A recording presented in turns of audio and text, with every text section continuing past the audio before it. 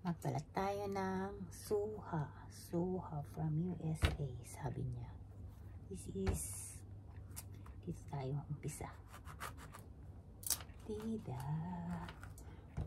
Diba? Diba? Try natin kung matamis. I bought this one for 300 yen. So, in peso is mga 100 ganun lang siguro yun. And then, ganyan natin ang pagbabalat ng suha. This is melon. How do you call this one? What do you call this one? Suha. English is,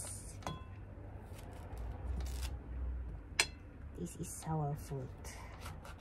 Sour na fruit. Sour fruit.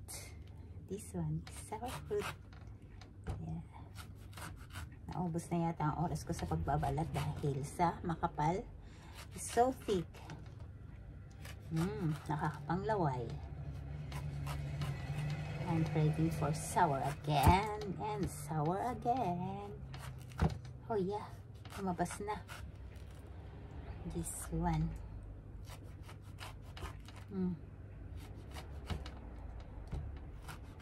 This is how to peel suha. Yan, green suha. Just ganyan na natin. Bago kainin, let's peel it more and more and more.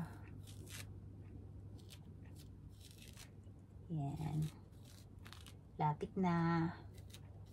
May naglalaway dyan.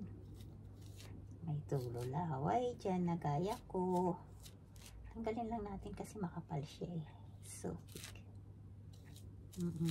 Pero parang hinog ba kaya ito? Hindi naman to Davao. Mas masarap ang Davao, guys. This is the Davao. Ayan. Malapit na.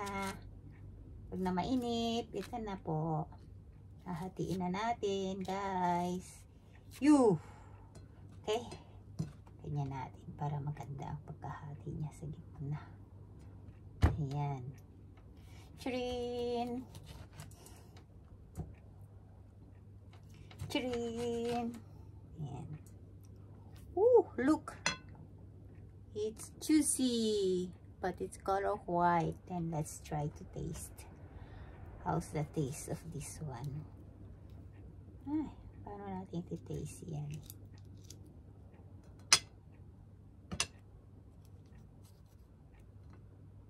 May asin to, diba?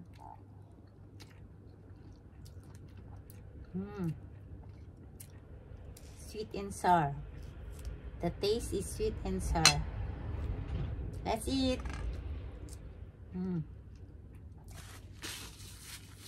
Thanks for watching. Have a nice day.